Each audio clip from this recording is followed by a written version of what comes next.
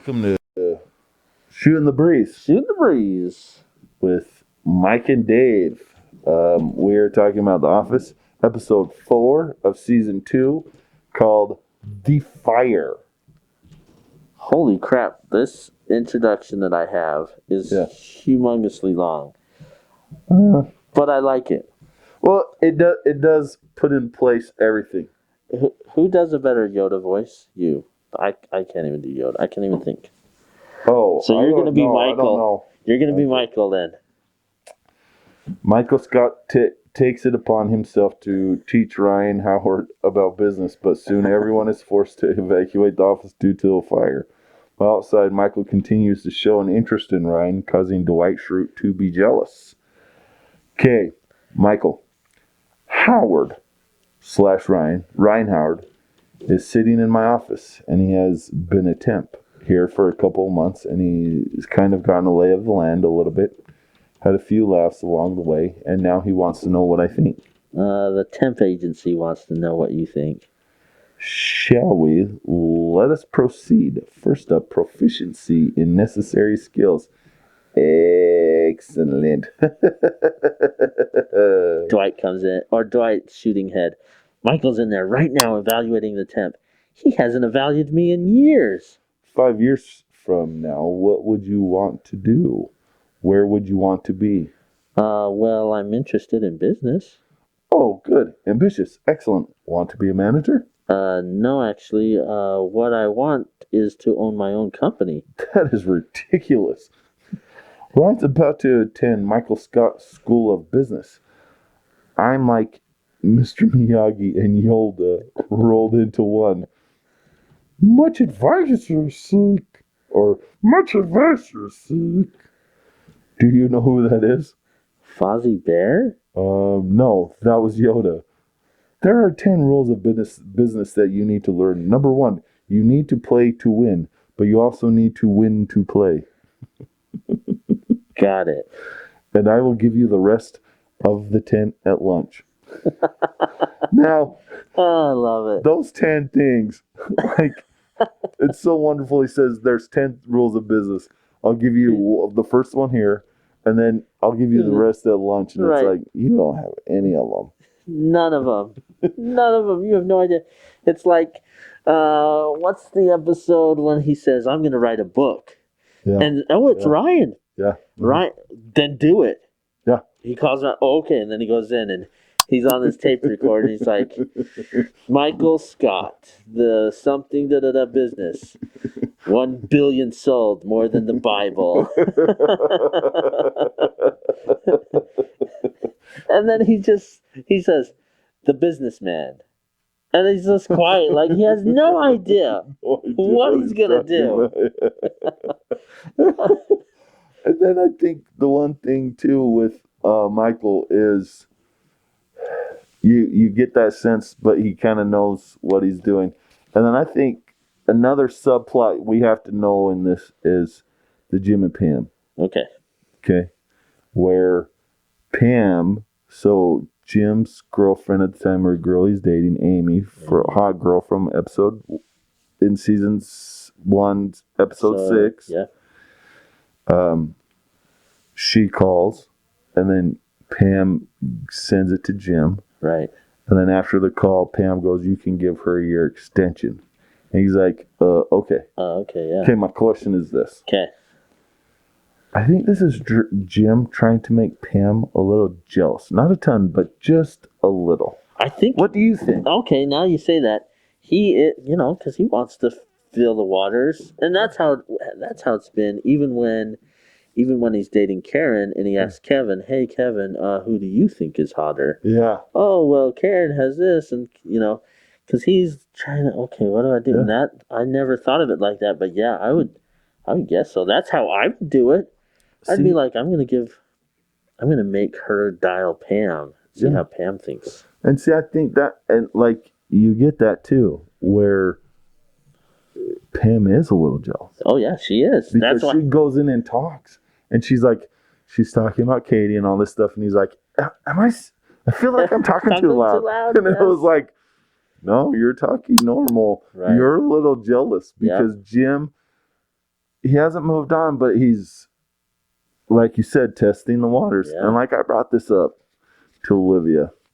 She's like, I go, hey, do you think this is what he's doing in here? And she's like, no, I don't think so. I'm like, well, I do. And then I explained why. And she goes, huh, that's interesting. And you're just like, you shouldn't have gave her that idea. Don't ever give her that idea. That's my first, that's my thought. I was like, crap. Oh, great. Great. What have you done?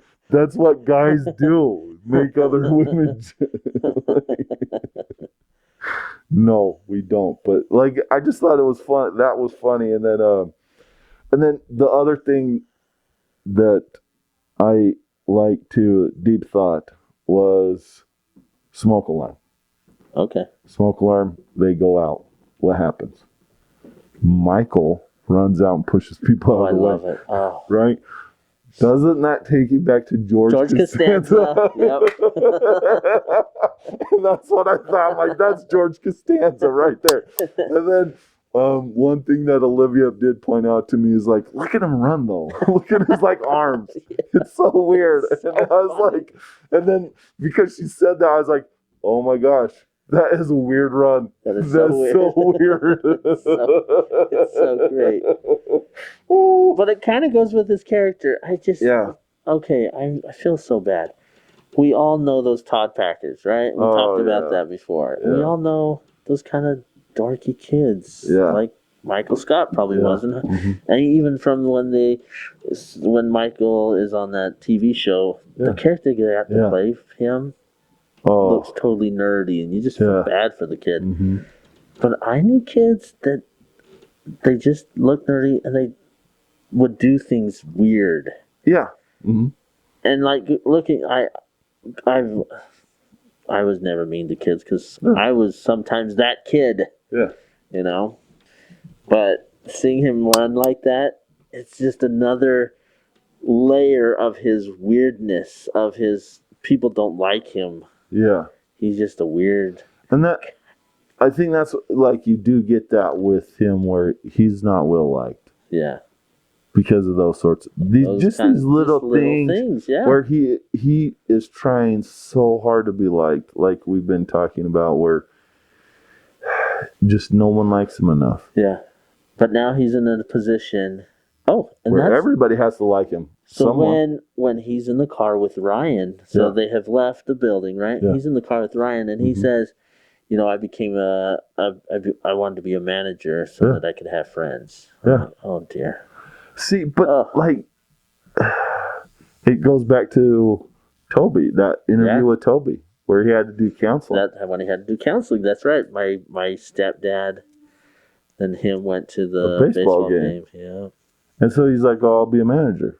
Yeah. And it's like, you get that glimpse, that wonderful glimpse into Michael where there is redeemable qualities. Yeah. It's awkward. Yeah, don't get me wrong. It's awkward, but it's like a redeemable quality of his that it's just like, you're a great guy, man. You're just a great guy. You just have to be a bit more relaxed and that sort of thing. And that's maybe how we should look at all people. Mm-hmm. Even people that, if a Michael Scott existed now, or if this show ran now, there'd be uprisings and people saying, cancel this show, how dare, blah, blah, blah. Mm-hmm. But what's nice is if you look at this show and understand his background, and he doesn't talk about his dad. He talks about his stepdad. Yeah. You never ever meet his mom, but she sounds like a lovely person, right? Just so caring, loves him.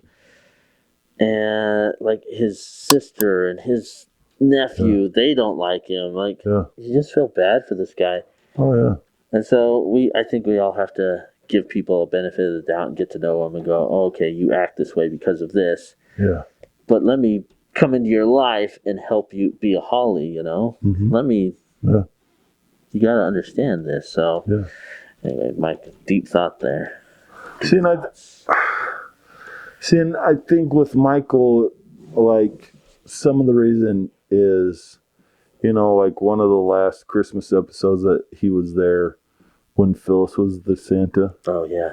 And he's like, well, don't blame me that I ruined Christmas. And you're just like, Who else is there Right. to blame? Yeah, you're It's the only you. one. Yep. Yeah, like you're acting all weird. Yeah. And so it's like you could see there are things that Michael doesn't, there's nothing wrong. Like it's him. Yep. But as he becomes more self-aware, like he did become more self-aware with one Todd Packer. Yep. When it was sexual harassment, he's like, no, that crosses the line. Okay. So he's becoming more and more self-aware.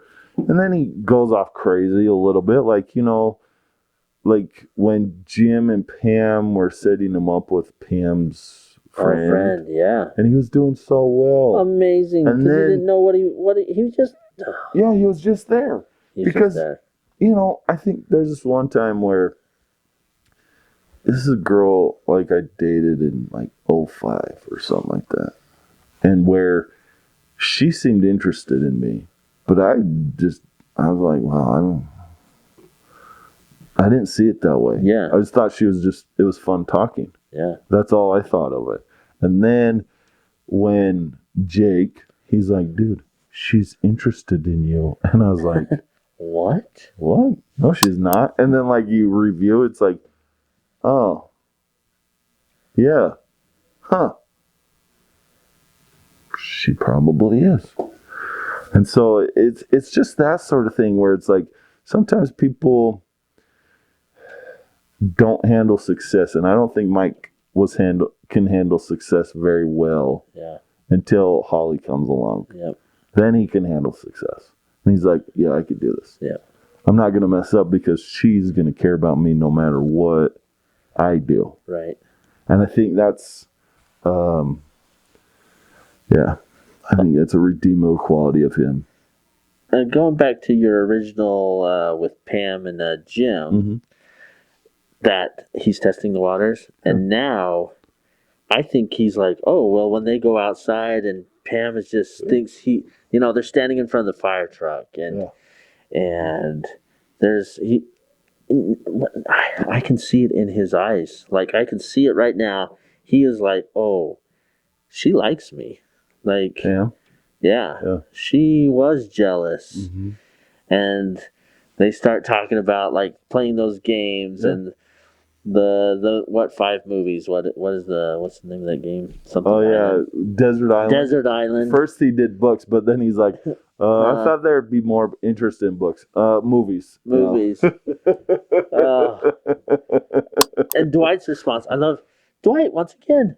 Yeah. What he's thinking of survival. Well, what am I going to do on an island? Like he's taking it so literal. No, Uh-huh. you take movies. You're going to do this, and he's like, okay.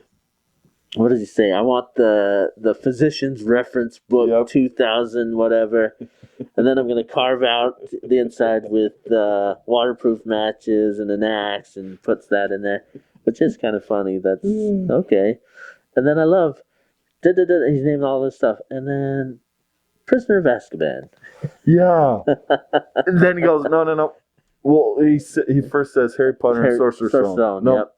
Prisoner Harry Potter and his. And you're just like, oh. Yeah. And then I loved Angela's response too, where he's like, okay, Angela, the Bible. Okay, 2 more. Purpose-driven life. Okay, what's your third? No. And then Phyllis is like, okay, Phyllis, do the Da Vinci Code. The Da Vinci Code. So I can burn the Da Vinci Code. And then Dwight comes in, he's like, that would only last like 7 seconds. Yeah. Oh, Dwight. And then this is what he said. He goes, the physician's desk reference. Okay. Waterproof matches. Waterproof matches. Iodine tablets. Oh, that's right. Beet seeds. Protein bars. NASA blanket. And just in case I get bored. And then the Harry Potter books. And then this is what Jim said. He's like, I thought people read more books. DVDs, 5 movies. What would you bring to the island? And then it goes like, and then Jim definitely, like, when Pam's like, well, Legally Blonde. And he's like, come on, not Right. guilty pleasure Not movies. guilty pleasure movies. But you could tell that she... That interaction. Yeah, that interaction. And then also, like, the other thing when Pam, like, so it's the interplay with Roy and Pam, Yeah. and then Jim and Katie, Right. where they had a little bit, and then once she said legally blonde, he's like, oh, okay. And Pam laughs. And Pam laughs. And so then Katie's like, oh, do you want to drive? Sure. Like, they had this nice little interaction, like a little flirting. Yeah. And then Pam grabs Roy and kisses him, and then Jim looks, and it was like, And she says, yeah, he's a little jealous. He's still a little they're jealous. so cute together. And he's just like, Oh, please. give me a break. Yeah. And you know what? I think he said in that facial expression of "give me a break." He's such a jerk. Roy doesn't listen to her. Da da da. I'm more of a friend to her than he is. So yeah. And like, it's kind of like that.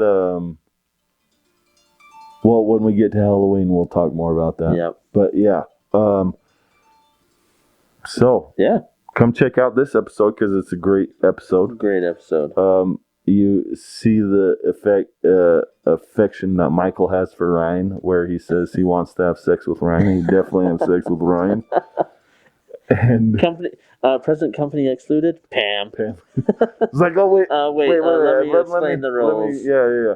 And so it's really great. So come check that episode out.